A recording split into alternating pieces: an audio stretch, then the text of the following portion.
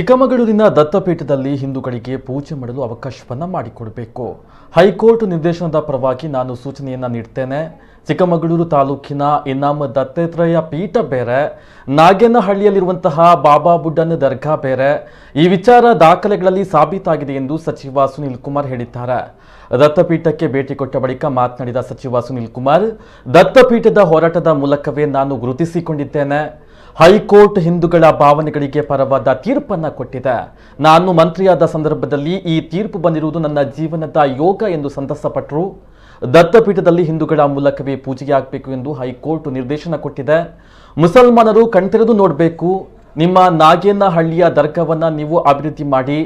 ದತ್ತಪೀಠದಲ್ಲಿ ಮುಜವರ್ ಪೂಜೆ ಮಾಡುವುದಲ್ಲ, ಹಿಂದೂ ಅರ್ಚಕರು ಪೂಜೆ ಮಾಡಬೇಕೆಂದು ಕೋರ್ಟ್ ಹೇಳಿದೆ.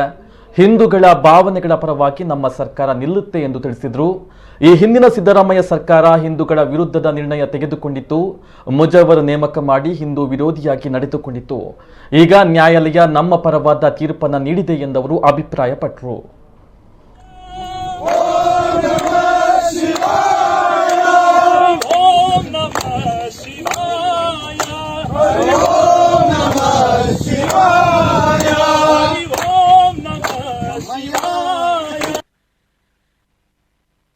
ನಾನು ಕೊನೆಯದಾಗಿ ಈ ಭಾಗದಲ್ಲಿರುವಂಥ ಎಲ್ಲ ಮುಸಲ್ಮಾನರಿಗೆ ವಿನಂತಿ ಮಾಡ್ತೇನೆ.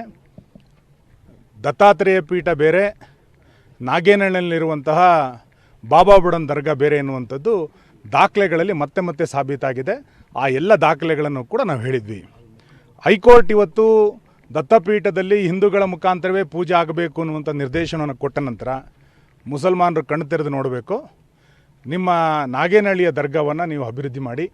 ಇಲ್ಲಿ ಅನಗತ್ಯವಾಗಿ ನಿರ್ಮಾಣ ಮಾಡಿರುವಂಥ ಗೋರಿಗಳನ್ನು ನಾಗೇನಹಳ್ಳಿಗೆ ಸ್ಥಳಾಂತರ ಮಾಡೋದ್ರ ಮುಖಾಂತರ ನೀವು ಅಲ್ಲಿ ಪೂಜೆ ಕೈಕಾರ್ಯಗಳನ್ನು ಮಾಡಿ ಇದನ್ನು ಹಿಂದೂಗಳಿಗೆ ಮುಕ್ತವಾಗಿ ಪೂಜೆಯನ್ನು ಮಾಡಲಿಕ್ಕೆ ಅವಕಾಶವನ್ನು ಮಾಡಿಕೊಡಬೇಕು ಅನ್ನುವಂಥ ಸೂಚನೆಯನ್ನು, ವಿನಂತಿಯನ್ನು ಕೂಡ ನಾನು ಮುಸಲ್ಮಾನರಿಗೆ ಹೈಕೋರ್ಟಿನ ಪರವಾಗಿ ನಿರ್ದೇಶನದ ಹಿನ್ನೆಲೆಯಲ್ಲಿ ಇವತ್ತು ನಾನು ಮಾಡಲಿಕ್ಕೆ ಇಚ್ಛೆಪಡ್ತೇನೆ.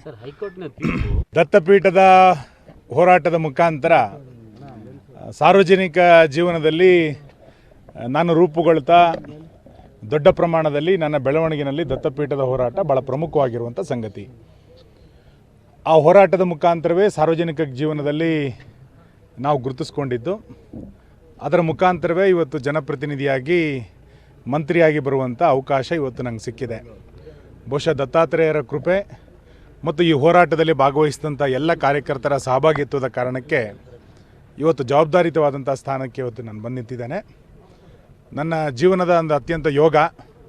ನಾನು ಮಂತ್ರಿ ಆಗ್ತಾ ಇರುವಂಥ ಸಂದರ್ಭದಲ್ಲೇ ಹೈಕೋರ್ಟ್ ಕೂಡ ಇವತ್ತು ದತ್ತಪೀಠದ ಹಿಂದೂಗಳ ಭಾವನೆಗಳಿಗೆ ಪರವಾದಂಥ ಒಂದು ತೀರ್ಪನ್ನು ಕೊಟ್ಟಿರುವಂಥ ಹಿನ್ನೆಲೆಯಲ್ಲಿ ಅತ್ಯಂತ ಸಂತೋಷದಿಂದ ಭಕ್ತಿಭಾವಪೂರ್ವಕವಾಗಿ ದತ್ತಾತ್ರೇಯರ ಪಾದುಕೆಯ ದರ್ಶನವನ್ನು ಪಡೆದು ಸಾರ್ವಜನಿಕವಾದಂಥ ಕೆಲಸವನ್ನು ಇನ್ನಷ್ಟು ಮಾಡಲಿಕ್ಕೆ, ಹಿಂದುತ್ವದ ಪರವಾದಂಥ ಕೆಲಸ ಕಾರ್ಯಗಳನ್ನು ಮಾಡಲಿಕ್ಕೆ ಇನ್ನಷ್ಟು ಶಕ್ತಿಯನ್ನು ಕೊಡುವಂತೇಳಿ ನಾನು ದತ್ತಾತ್ರೇಯರ ಹತ್ರ ಇವತ್ತು ಪ್ರಾರ್ಥನೆಯನ್ನು ಮಾಡಿಕೊಂಡಿದ್ದೇನೆ.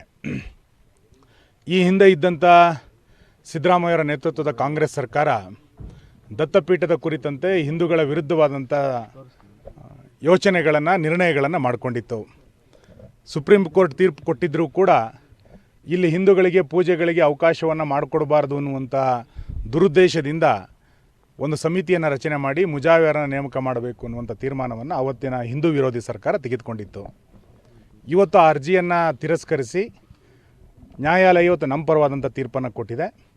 ಇಲ್ಲಿ ಮುಜಾವಿರರು ಪೂಜೆಯನ್ನು ಮಾಡೋದಲ್ಲ, ಹಿಂದೂ ಅರ್ಚಕರ ಮುಖಾಂತರವೇ ತೀರ್ಮಾನವನ್ನು ಪೂಜೆಯನ್ನು ಮಾಡಬೇಕು ಅನ್ನುವ ರೂಪದಲ್ಲಿ ಇವತ್ತು ಹೈಕೋರ್ಟ್ ತೀರ್ಪನ್ನು ಕೊಟ್ಟಿರೋದನ್ನು ಲಕ್ಷಾಂತರ ಜನ ಹಿಂದೂಗಳು ಅದನ್ನು ಸ್ವಾಗತಿಸ್ತಾ ಇದ್ದಾರೆ.